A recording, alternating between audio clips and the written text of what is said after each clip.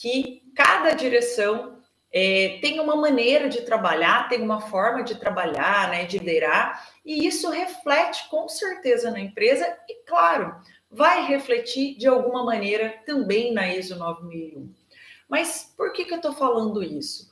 Porque quando eu olho também para o SGQ ele é reflexo de quem está à frente do SGQ.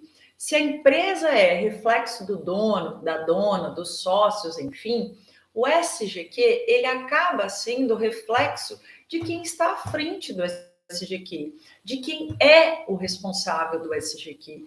Então, sim, o SGQ, o responsável pelo SGQ, ele tem uma parcela muito grande na participação no que se refere a ISO ser uma bênção ou a ISO 9001 ser, na verdade, um verdadeiro martírio, tanto para a pessoa do SGQ, quanto, de repente, para as pessoas da empresa, tá? Então, o responsável do SGQ, ele vai definir, muitas vezes, como que a ISO realmente vai ser vista ali na empresa. E se a certificação, hoje, ela é, de repente, uma maldição na empresa onde você trabalha? Será que é culpa da ISO, que é muito exigente, que pede muita coisa, que é muito detalhista? Será que é culpa de quem audita, que é muito exigente, que pede muita coisa, que poderia relevar um monte de coisa? Ou será que existem outras parcelas de responsabilidades nessa história? Definitivamente, a ISO não tem culpa nenhuma se, de repente, ela é transformada aí numa maldição e não, na verdade, em algo que ajuda a empresa. Porque ela é um modelo de gestão que funciona nos mais diversos segmentos. Então, se de repente hoje ela não está funcionando muito bem aí na sua empresa, não é culpa da ISO, não é necessariamente culpa de quem audita, mas existe uma parcela de culpa de quem implementou o SGQ e definiu como atender cada requisito. Existe uma parcela de culpa de quem mantém um SGQ burocrático que só gera problemas ao invés de trazer algum tipo de benefício para a empresa. Existe uma responsabilidade de quem acha que a culpa é sempre dos outros e nunca do SGQ, né? É sempre da direção, é sempre das pessoas, mas o SGQ não tem culpa. Mas a culpa definitivamente da ISO não funcionar não é da própria ISO. E é sobre isso que eu quero conversar com vocês aqui um pouco.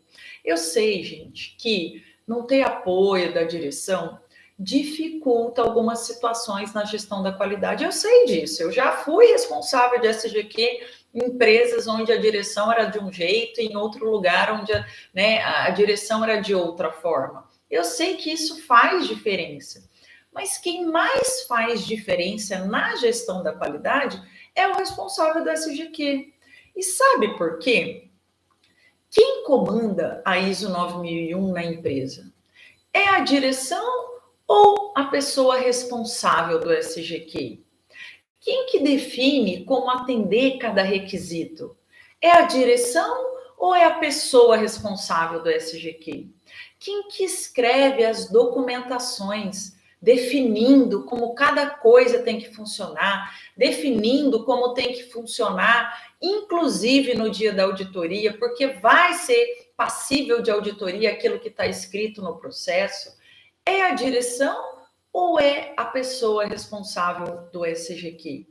Entende que o SGQ ele tem muitas vezes mais influência, né, no resultado ali do SGQ do que necessariamente a direção, do que necessariamente as pessoas.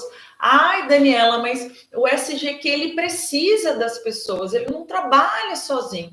Sem apoio da direção, não tem como trabalhar. Sim, não tem como trabalhar sem apoio, mas o que eu gosto de pensar é qual é a forma que você geralmente usa para obter apoio? quando eu digo, né, que quem comanda a ISO 9001 na empresa é o responsável do SGQ, quem definiu, por exemplo, que deveria ser feita uma pesquisa de satisfação para avaliar, né, a satisfação dos clientes e as perguntas que estão nessa pesquisa? Foi o processo de vendas? Foi a direção que passou ali o que ela gostaria que realmente avaliasse? Ou foi você, responsável de SGQ, que pesquisou às vezes um pouquinho lá na internet, ou até de repente trouxe uma pesquisa de algum outro lugar que você já tinha visto, chegou para o processo de vendas ou para o processo que aplica e falou: olha, tem que fazer desse jeito. Às vezes até o próprio SGQ que aplica a pesquisa e faz daquela forma.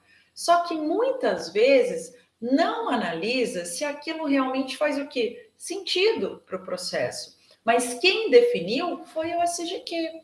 Quem definiu como deveria ser o controle de produto não conforme? Se ia identificar, se ia ter uma área separada, os campos que deveriam ter, de repente, ali no relatório de controle de saída não conforme. Foi a direção? Foi o processo? Ou foi, na verdade, o responsável do SGQ que definiu como que essas coisas iriam funcionar? Então, entende que o SGQ, ele é responsabilidade de quem cuida. E ele vai refletir como o responsável cuida. Não é só responsabilidade do SGQ se as coisas caminham bem ou não, mas o SGQ tem muita parcela. A pessoa responsável do SGQ, ela tem muita responsabilidade sobre como é a ISO 9001 na empresa onde você trabalha.